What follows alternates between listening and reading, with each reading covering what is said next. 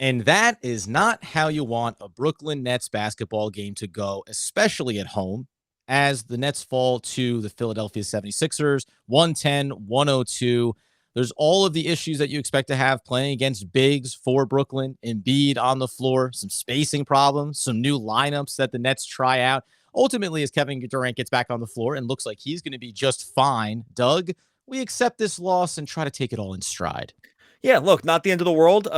Probably should have been able to win this one. Got good games from Harden and Durant, and they just struggled down the stretch, and there were some definite reasons for that. We are going to get into it all, but first, the theme music.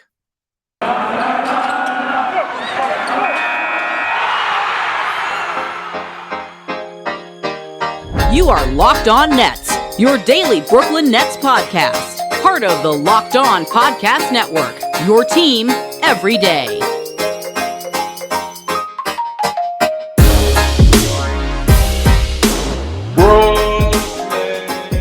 Brooklyn, yo. Oh, it's the Locked On Nets podcast right here on the Locked On Podcast Network. Your team, the Brooklyn Nets, every single day. Over there is at Doug Norrie, blue check mark. Also, owner-operator DFSR for all your daily projections. FanDuel, DraftKings. If you need daily fantasy sports rankings, he's your guy. I'm Adam Armbrecht, at Adam Armbrecht, and covering the New York Football Giants over on the One Giant podcast. We thank you for making us your first listen of the day. We're, of course, free on all those fantastic platforms. And remind that today's episode is brought to you by Prize Picks. Check out prizepicks.com and use promo code NBA, or go to your app store and download the app today. Prize Picks is daily fantasy made easy.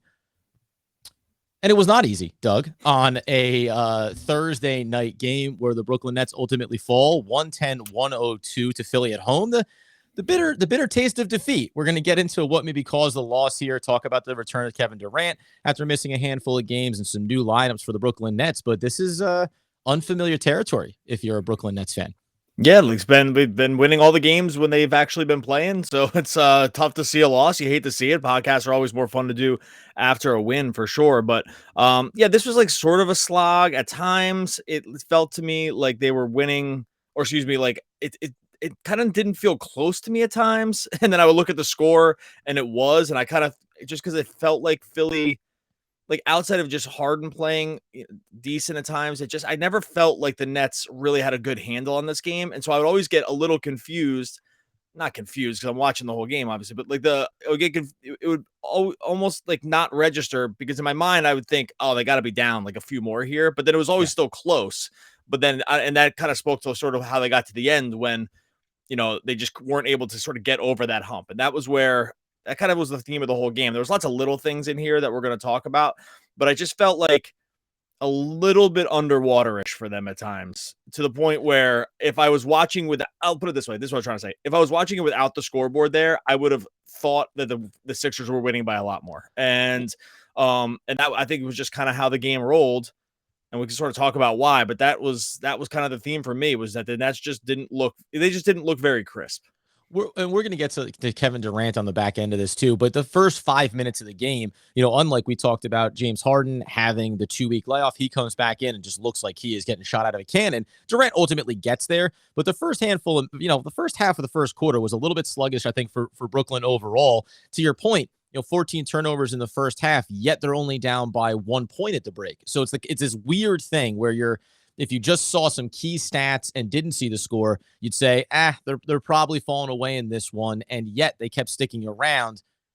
Ultimately, it seems like all the things that you were picking up and thinking around being concerns throughout the game ended up being the reason why they lost this one specifically. And I think the biggest issue, you could see it all game long, it was dealing with the bigs, obviously, Embiid, and then even Drummond off the bench for Philadelphia. And then ultimately on the defensive end, the spacing for the Brooklyn Nets, I think, coalesced down the stretch of this one to cost them. Yeah, so this has long sort of been a thing with the Nets. This is why the Nets fans and other folks always are wanting to bring more bigs in, because it's been a long time since the Nets could sort of like really big athletic and dynamic centers have given the Nets problems. Now, here's the little scary thing. These guys give everyone problems, basically. So it's not just Right. It's not just the Nets thing. Guys like Embiid are just top 10 players in the league for a reason. And so this isn't a Nets only problem. Most teams struggle with this sort of archetypal guy. And so I don't like worry about it tons, but it was on full display in this game where Embiid, even though he was another one, like even though his plus minus got to 0 at some point, like because of some stuff that happened mid game more than anything, they just really had no answer all night on the Nets on the defensive end. They have struggled on the other way too, but even trying to throw a little more size at him, it's just kind of, you're hoping to speed bump him, and they really just couldn't speed bump him all that much. And he kind of was his bag. He had a couple lucky shots too. But the thing that Nets folks worry about, which is this kind of player dominate them, is just going to continue feeding that, because we just have seen it a lot. Yeah. And we just got another example tonight where he just looked like it was frankly pretty easy for him. You know, it's interesting too, because in the second half of this one, you saw a little bit more, whether it was Harden, a couple of the guards for the Nets trying to come down on Embiid when he was establishing himself in and around the low block, and an adjustment that they didn't try to make in the first half. And it's just to flash a look and maybe force Embiid into a fadeaway jumper, into a mid-range shot, as opposed to getting in and down at the basket. Now, whether or not that ends up working out, there's not adjustments you make to these guys, but early in this game and in the first half, the double down problem seemed to me to be, and by the way, just quickly here, because I don't want to get too far up before I say, it is what it is. Like, to your point at the top, everybody struggles against Joel Embiid. So I don't look at this as being a sign of what the Nets lack and why they need to go out and get somebody. Like, no, everyone constructs their teams in a way that they think you can overcome players like Embiid. And that's when the Nets are at full strength. You think you can get away from Philly offensively, get some distance scoring wise between you, and sustain these difficulties on the defensive end. But in this one, as Embiid's having success, what really started to happen was the defense for the Brooklyn Nets, whether it was a lack of communication a little bit, not sure which man you're supposed to be on, rotations, etc., with consistency, they kept falling back into the paint, 4 men at a time, falling back into the paint, and really leaving wide open perimeter looks for the Philadelphia. And when you have a guy like Seth Curry over there, when you have a guy like Maxey, it seemed like the Nets were a step behind on adjustments all throughout this game, and Philly took advantage of it when they had the opportunities. If I saw one more wide open Tyrese Maxey 3 from the corner, I was gonna scream. And then he had one and actually passed it up for a baseline, like a shorter baseline jumper. But it seemed like that was just open all game for them in the whole second half for them, because he was just consistently open in that spot, because they were, sort of selling out to make sure Embiid wasn't able to punish them. And do you disagree with that choice? Like, of Embiid's going to get what he's going to get. You have to just live with the matchup, try to frustrate him, stay in front of him, give up the buckets, but you can't sacrifice defensive responsibilities over the idea of stopping somebody who, by the way, you collapse down, then someone accidentally ends up picking up a foul and he goes to the line. No, I think that's generally the right strategy. Like, if Tyrese Maxey's in particular, is just gonna hit a bunch of threes, then he's a 36% 3-point shooter, so he's good. I just think that it's okay. I think you do need to always stop. It's always better to like sort of lop off the head of the snake and just like hope that the rest of the body doesn't come. I know that's not a perfect example, but like I always think you should not completely sell out, but your primary focus should be to take away that primary option or your best option. And then, because even like advantageous options are still worse than, Joel Embiid in the block, or Joel Embiid easy looks or you getting in foul trouble because he's consistently beating his defender one-on-one, or all these things that can happen for you. So I think I would still do that. Like, I will say, and I'll get into this in a second. This loss, actually, it's a bummer, but I'm not even bothered by it at all. And I have a couple of reasons why. But it's a loss. Yes, it sucks to lose at home to Philly. Do you want it to happen? No. Would you like to control Embiid for a game? Yes. Like, I get all that part of it, but there's some things Philly did here too that were on the other end that were really actually more problematic for me than this part. But I'll get into all that in a second. First, gotta talk to you about these guys over at Prize Picks. Look, if you've been playing daily fantasy, I've been playing daily fantasy forever. You know that you can kind of jump into some of these contests and some of the bigger operator sites, and you're just up against sharks. They're just making 1,000 lineups. They have tools in there that are just going to be able to beat you. It's going to be really, really tough.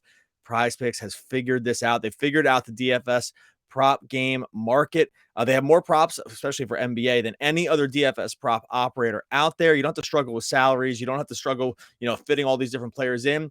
It's just you versus the projections. You go under, you go over, and away you go. They have any prop you can really think about for NBA points, assists, rebounds, threes made. All of it is in there. They get down to the bench guys too. So if you're really in your NBA bag in terms of your knowledge, Prize Picks is going to be the place for you.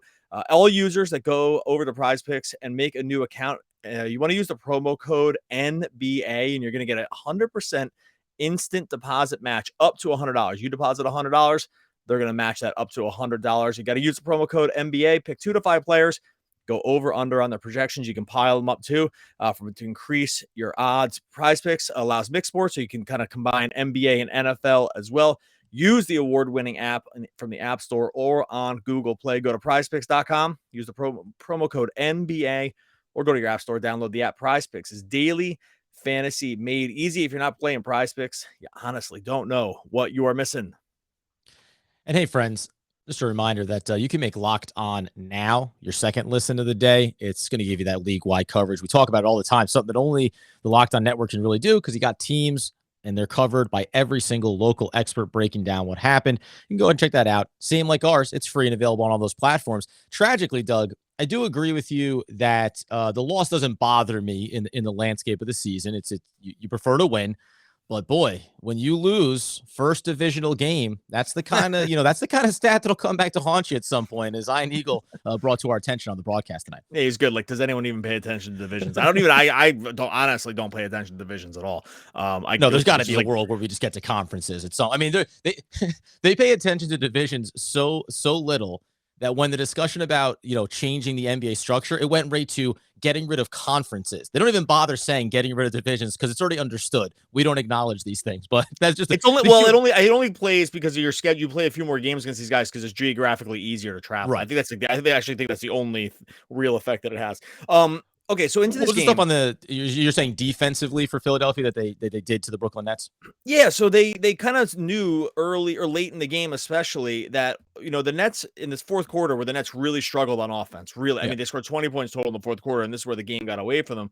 The Nets ran a lineup for too long, in my opinion, that just didn't have enough shooters on the floor, because Patty Mills came out for I think a 4 to 5 minute stretch.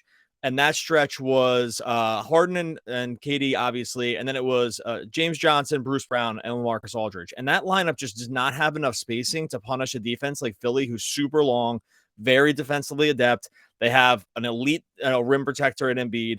They have an absolutely elite on-ball defender in Matisse Thybulle. You're right. And then they have sort of competent guys, except for Curry, everywhere else.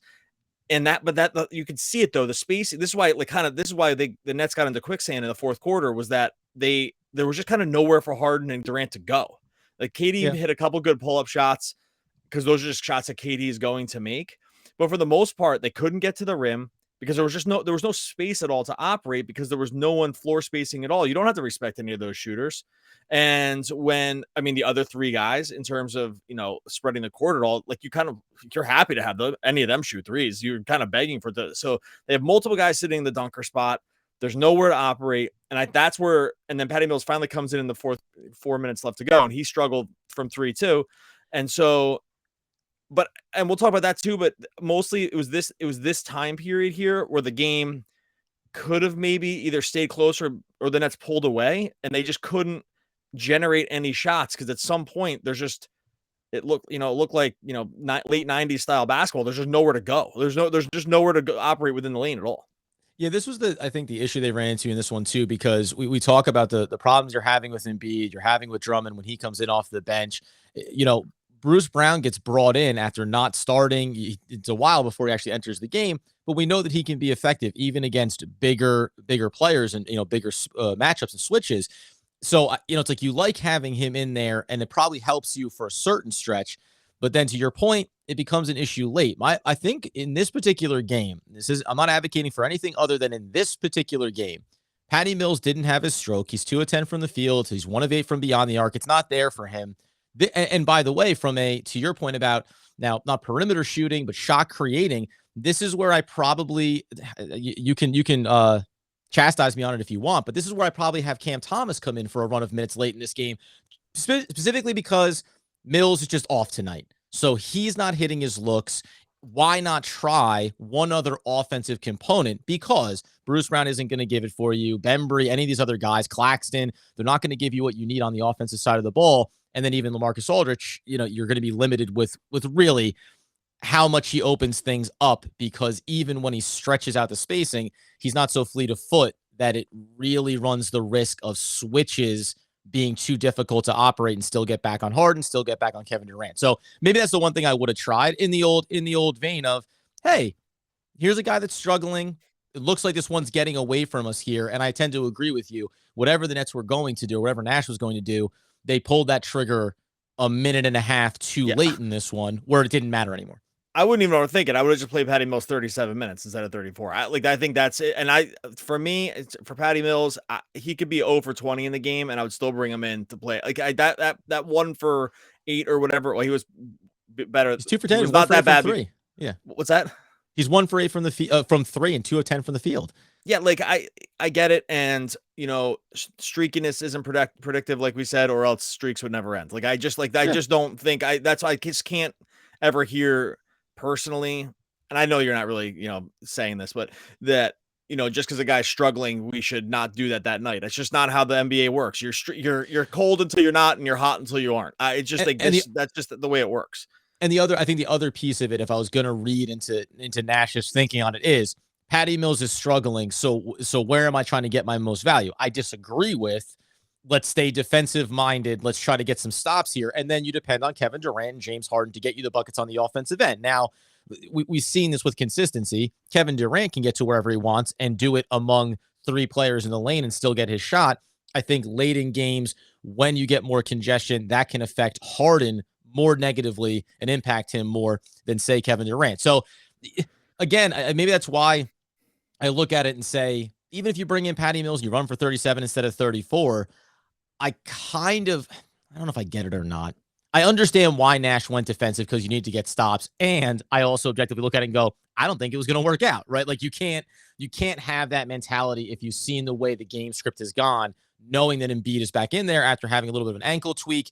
They give him a long stretch of rest and then basically bring him in for the key pivotal moments to get down there, pick up an and one a couple of times, get some looks, and ultimately give you that 6, 7, 8-point lead that the Nets couldn't close back on.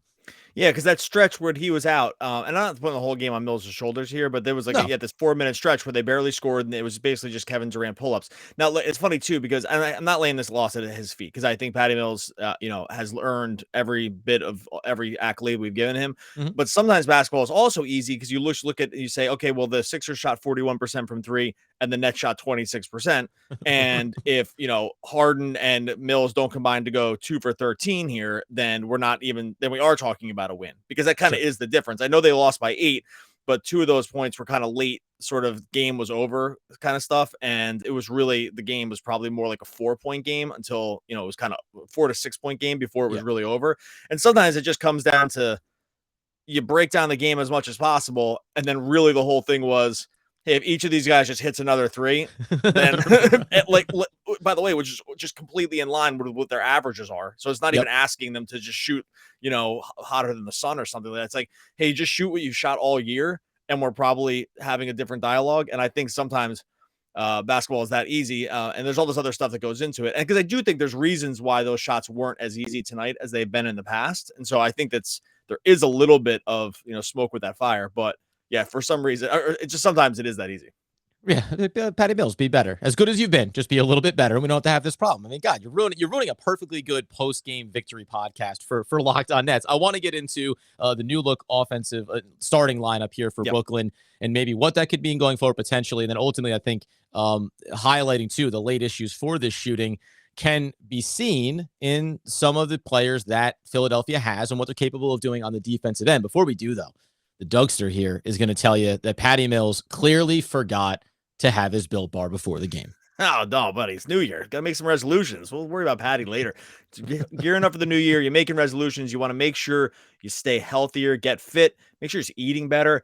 Go over and make sure you include Built Bar in that New Year's plan. Built Bar is the protein bar. It tastes like a candy bar covered in chocolate, but it's even better than a candy bar because it's actually good for you. They started with the flavors, basically every flavor under the sun: German chocolate, orange, raspberry, pineapple. It's all there for Built Bar. Like I said, 100% covered in chocolate. And you want the stats for the new year: 130 calories, 4 grams of sugar, 4 net carbs, 17 grams of protein. Compare that to a candy bar: 240 calories, almost double, baby.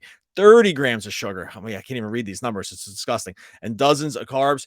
New Year's resolution: get on the Built Bar track. You're going to find a flavor that you like. Dig in. Go to built.com. Use the promo code locked15. You're going to get 15% off your order. Promo code locked15 for 15% off at built.com. So before we do get into the new starting lineup, I think the last piece, and specifically around Patty Mills, right? Philadelphia has a lot of length. You know, you mentioned it last episode about one of the, not issues, but just one of the facts around Patty Mills is he's not particularly big. So that usually hurts him defensively. But I think you could even see it on the offensive end when you get into these switches and you start to look at, you know, listen, the backcourt, you have Maxey and Thibault, but then even, you know, Niang, when he comes into the game, even when you think about, the only guy that's small is really Seth Curry, right? From a matchup standpoint. So I could see how that could also start to wreak a little bit of havoc, especially when you're the Nets and you're running defensive lineups for stretches here. It almost makes the ask a little bit easier for Philadelphia's defensive unit.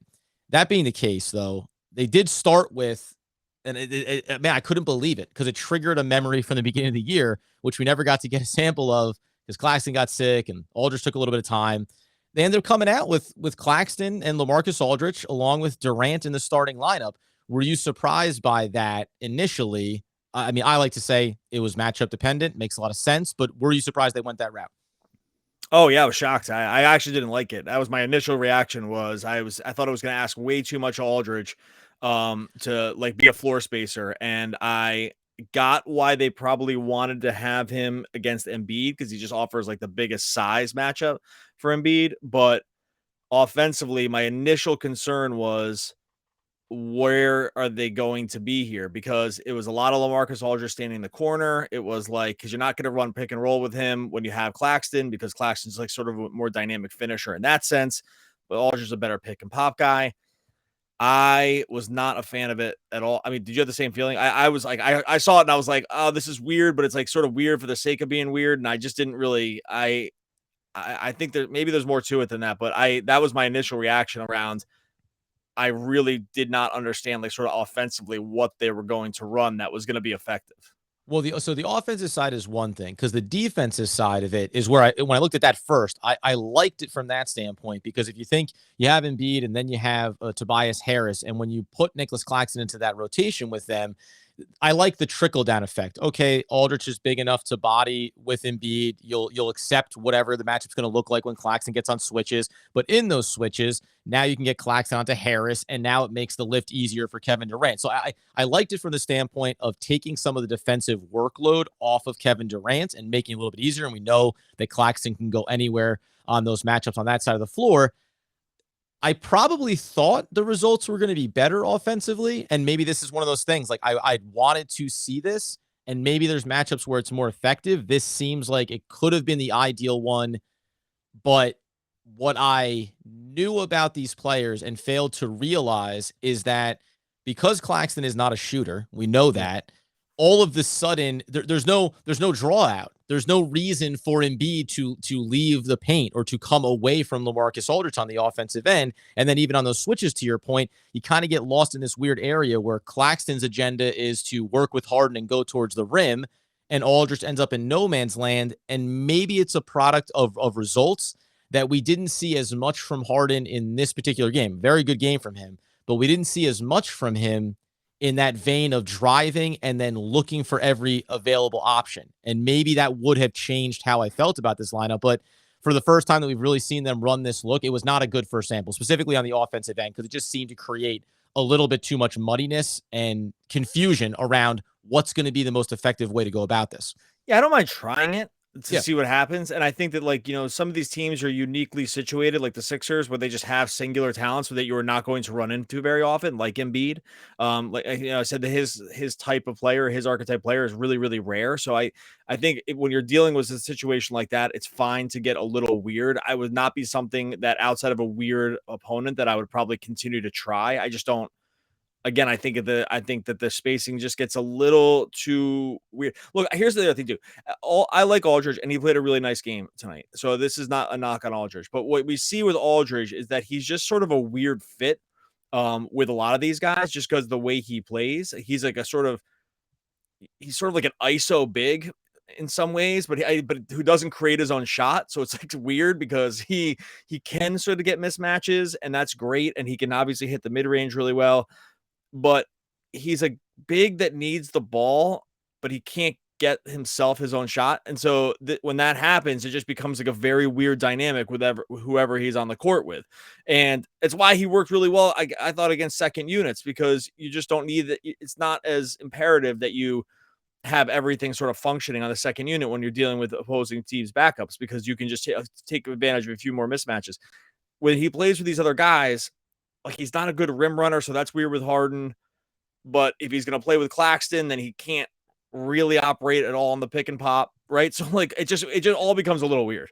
It created a very, possession on, possession off mentality for either him or Nicholas Claxton, right? A lot of, well, this will be where we're setting it up and it's going to be an Aldridge opportunity. But that means that Nicholas Claxton's kind of left in no man's land because he needs to be out of the way. Vice versa, rolling to the rim with Claxton, and Aldridge just kind of left trailing, and he's not a guy that crashes the glass. So you kind of lose a little bit of the value of cleaning something up on the back end of a Claxton effort. Go ahead. Well, real quick, I just want to say one more thing. I actually thought, like, individually, each guy played fine. So I just be very clear about this. Like I thought. But here's the problem.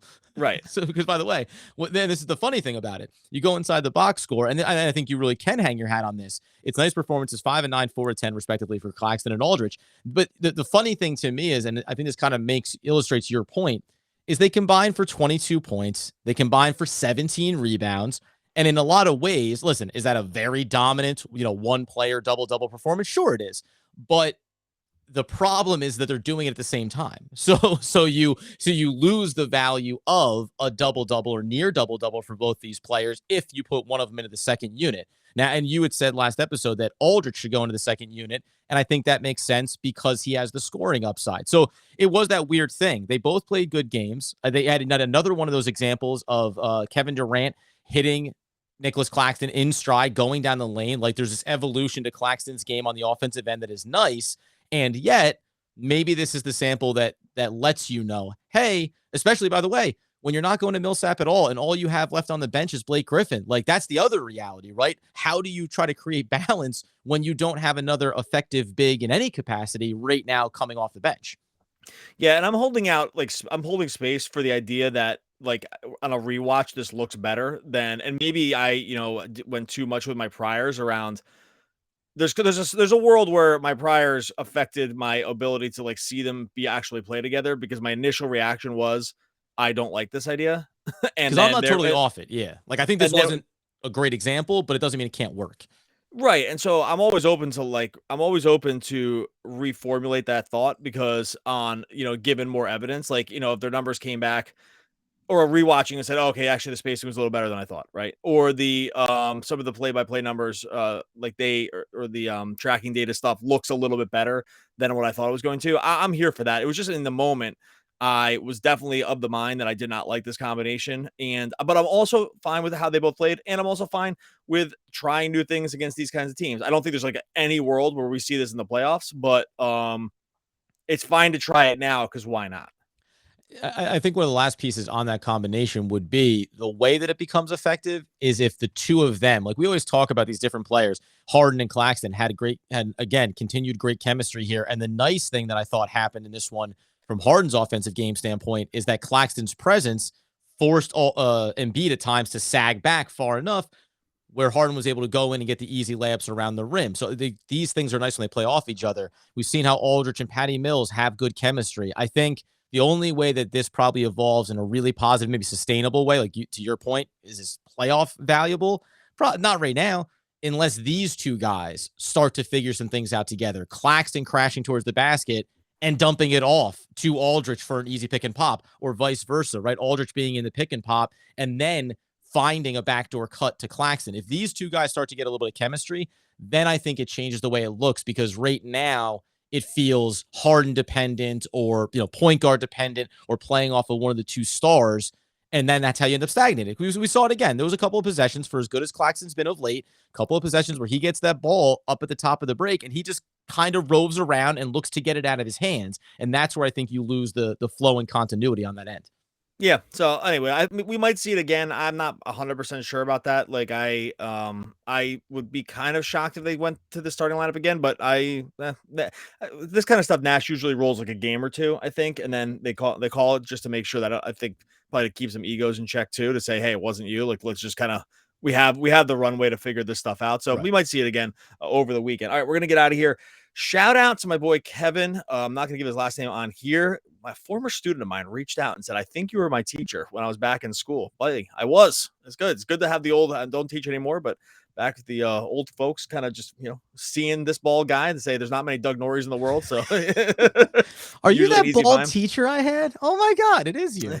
Not that many bald teachers in Central Jersey. So anyway, shout out Kevin. Thanks for listening. And all the rest of you, make sure you head on over to YouTube, like and subscribe over on the YouTube channel. The YouTube number's really starting to grow. We're getting toward 1,000. Really want to get there. That's the number that we set for sort of like the All-Star break. I think we have it in our minds to get there. I think we're actually get there pretty easily. So be part of that group. Subscribe over on Locked On Nets. We will put the link in the show notes. And hey, Kevin, while you're out there, an investment in knowledge pays the best interest. Benny Franks. Oh, one of the all-time great poets. We will be back again tomorrow talking more Brooklyn Nets basketball.